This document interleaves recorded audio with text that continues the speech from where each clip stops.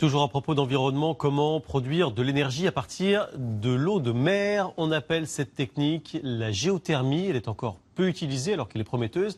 À Marseille, une centrale vient d'être inaugurée. Linda Huré et Philippe Fontalba l'ont visitée.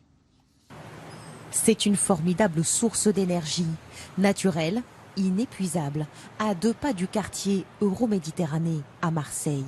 L'eau de mer va désormais alimenter tout un réseau urbain de chauffage et de climatisation.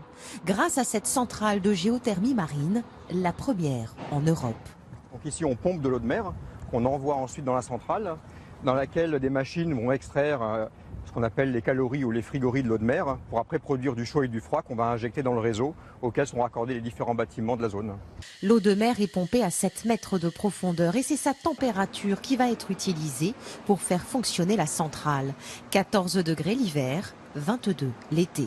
En gros, ce sont ces machines qui nous permettent de garantir une énergie à 70% renouvelable à nos clients parce que 70% de l'énergie qu'on va livrer, on l'a prise de la mer.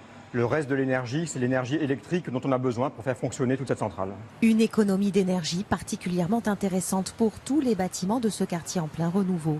Certains sont déjà raccordés à la centrale. Les docks, par exemple, un centre commercial nouvelle génération.